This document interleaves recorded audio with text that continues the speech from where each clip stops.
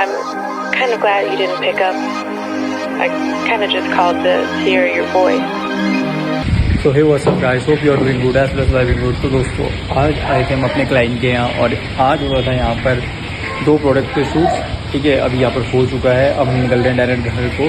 ठीक है, तो ये सिस्टम था। सुबह से हम लोग बिजी था। पहले तो मैं अपनी बहन को छोड़ने गया था कॉलेज एंड देना, वहाँ से आने के बाद डायरेक्ट यहाँ पे मैं भी फिर से घर पे जाना है एंड देखते हैं कि और क्या और क्या शूटिंग का वो है प्रोजेक्ट है, जो भी शूट करने हैं या फिर एडिट करने हैं। ठीक है, अभी घर निकलते हैं एंड फिर मिलते हैं आपसे घर जाते। तो दोस्तों वहाँ से आने के बाद ना दोबारा वही सीधा सो गया और फिर सो ही गया, फिर सो ही गया और जहाँ का भी प्लान बनाया वहाँ का कैंसिल करके भी सो गया। आज फिल्म में वहाँ जाने के बाद सो ही रहा हूँ, ऐसा पता नहीं क्यों। मतलब आजकल ऐसा मैं देख रहा हूँ, या तो फिर मुझे नींद नहीं आती या तो फिर मुझे नींद ही आती, नींद पता नहीं क्यों। और अभी मुझे लगा मेरी थोड़ी तबीयत भी ठीक नहीं लग रही है, इसको भी कुछ करना पड़ेगा कुछ। ठीक है, जुकाम लग गया और खाना मुझसे खाया नहीं जा रहा, स्पेशली घास फूस। ठीक है, तो फिलहाल तो अभी मैं सोच रहा हूँ यार कि मैं कुछ पढ़ लेता हूँ। ठीक, कुछ तो पढ़ लेता हूँ, कुछ तो वैल्यूएबल पढ़ लेता हूँ। तो मैंने डिसाइड किया कि मैं ये वाली बुक पढ़ता हूँ। ठीक है, एटीट्यूड इज एवरीथिंग। इसके 2-3 चैप्टर मैंने पढ़े हुए थे, आगे कंटिन्यू करता हूँ इस बुक को। और जैसे जो मैं पढ़ते रहूंगा वो मैं आपको बताते रहूंगा, क्योंकि व्लॉग तो मैंने किया नहीं। इसी का व्लॉग कर लेते हैं भाई कि मैंने क्या सीखा इस बुक से पढ़ के, क्यों। तो दोस्तों फिलहाल अभी ये बात है कि जितना मैंने पढ़ा इस पे ये 2 सबसे अच्छे कोटेशन जो कि एक तो है वाशिंगटन चर्चिल ने लिखी थी एंड दूसरा है जेम्स जे कॉर्बेट। तो ये जो थे, जैसे वाशिंगटन चर्चिल ने लिखा था नेवर गिव अप। ठीक है, यानी कि ये क्यों लिखा गया है, ये इसीलिए लिखा गया है कि अगर तुमको तुम्हारे गोल को पाने के लिए 5 स्टेप लेने पड़े तो just take the 5 step. 5 step ही लेने पड़ेंगे, उसके 4 स्टेप और ना ही तो 3 स्टेप में शॉर्टकट नहीं बनने वाला। ठीक है, लेकिन अगर आप अपने गोल को पाने के लिए 155 मतलब अगर आपका गोल 155 स्टेप्स में अकम्प्लिश होता है तो you have to take 155 step exactly. ठीक है, उससे छोटा बिल्कुल भी नहीं बनेगा, बन ही नहीं सकता। तो यही चीज इस पे लिखी गई है। ठीक है, एंड नाउ जो दूसरा चीज है द मैजिक ऑफ कमिट।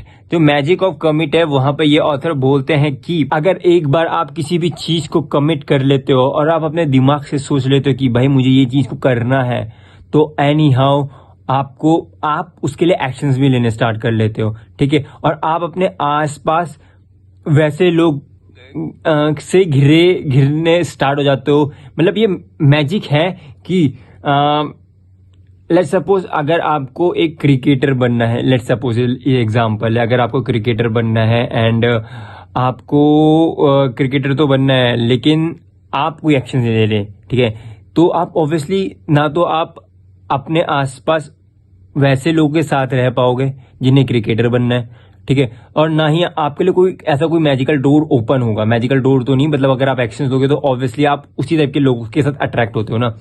तो वैसे ही तो अगर आप एक्शंस लेते हो क्रिकेटर बनने के लिए तो फॉर श्योर कोई ना कहीं से आपको कोई कोच मिलेंगे या फिर कोई नेटवर्क मिलेगा, बट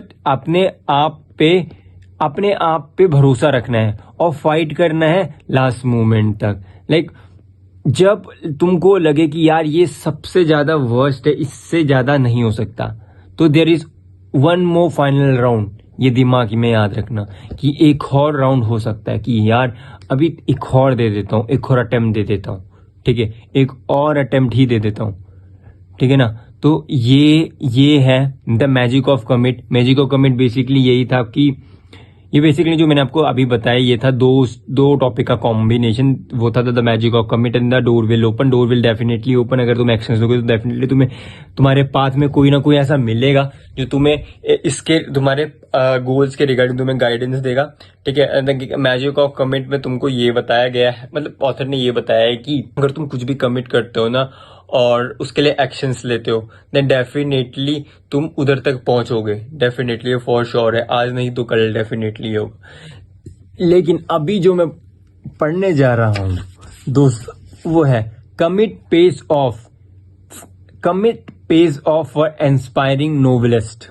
ठीक है, अभी ये वाला टॉपिक कैसे पढ़ते हैं अभी थोड़ा, और तब बताता हूँ आपको फिलहाल मैं इस बुक को इसको पूरा ही कंप्लीट करके अब आपको बताऊंगा कि भाई इस पे क्या था, ठीक है, मतलब जितने भी टॉपिक्स उनमें क्या था, ठीक है। तो एक स्टोरी जो मुझे सबसे ज्यादा अच्छी लगी वो थी इस पे, जो काफी ज्यादा इंस्पायरिंग थी, वो थी बेंजामिन रोल की, जिन्होंने 78 की उम्र में अपना लॉ का एग्जाम क्लियर किया अपने 13th अटेम्प्ट में।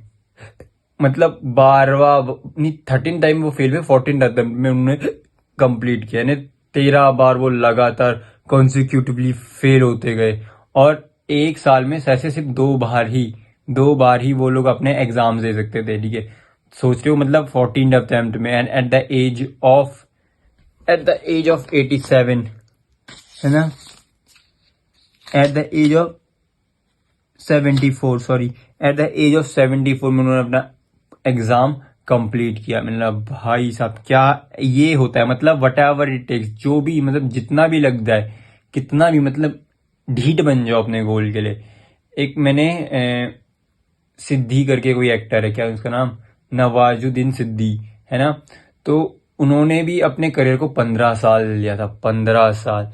और एक लाइन थी उनकी जो उनकी मम्मी कहा करती थी कि यार कूड़े तक की वैल्यू हो जाती है तो फिर भी इंसान है, समझ रहे हो ना। तो इस तरह की इंस्पायरिंग स्टोरीज, और मतलब कमिट कर लेना, अगर आपको लेट्स सपोज अगर आपको डॉक्टर बनना है तो उसके लिए आप कमिटेड हो जाओ, यार कुछ भी कितने भी अटेम्प्ट देना पड़े मैं बन के ही रहूंगा या फिर बन के ही रहूंगी। तो ये एटीट्यूड होना चाहिए। ऐसा नहीं कि भाई 4 अटेम्प्ट दे दिए, फेल हो गए और हो गया भाई खत्म, अब खत्म, बस अब नहीं हो रहा मुझसे। तो अगर ऐसा रहेगा तो मतलब पहली बात तो तुम को भी नहीं पता था तुम्हें बनना क्या था, और तुम भी भील चाड़ में बन गए जो लोग कह रहे थे, ठीक है।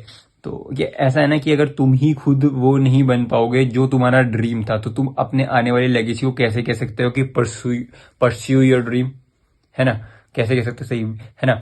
तो अगर तुम खुद अपने ड्रीम को परस्यू कर रहे हो और तुम एग्जैक्टली वही हो जो तुम्हें बनना है, देन डेफिनेटली तुम एक तो एग्जाम्पल सेट हो गए हो, और फिर तुम कह भी सकते हो भाई चौड़ से, एंड तुम्हारी स्टोरी भी बेंजामिन रोल की तरह किसी किताब में लिखी रहेगी जैसे इस किताब में लिखी हुई थी। तो ठीक है, इसी के साथ मेरा चैप्टर नंबर 4 होता है कंप्लीट, और मैं आता हूँ मैं चैप्टर नंबर 5 में, जो कि मैं अभी पढ़ने वाला नहीं हूँ, ठीक है। फॉर श्योर ये मैं पढ़ूंगा, आज पढ़ूंगा, आज या कल पढ़ लूंगा, आज पढ़ूंगा शायद से, पढ़ लूंगा मेरे को जब मन करेगा। ऐसा में तो प्लान नहीं रहता, ये भी मेरा कोई प्लान नहीं था, रात को ऐसे ही उठ गया और अभी पढ़ लिया, साथ साथ व्लॉग भी हो गया। चलो, तो ऑल समरी ये था कि अगर तुमने किसी चीज को पाने की ठान ली है तो उसको पाने के लिए कुछ भी लग जाए, मतलब उसको अचीव करके रखना, ठीक है। सो दैट तुम जब तुम बिस्तर में होना एट योर 70s, तुम्हें बिल्कुल भी रिग्रेट नहीं होगा अपने ऊपर कि यार मेरे को ये करना था मैं नहीं कर पाया, समझ लो ना। तो बस यही है, अपन को बिजनेसमैन बनना है, अपने परस्यू कर रहा हूँ, ठीक है।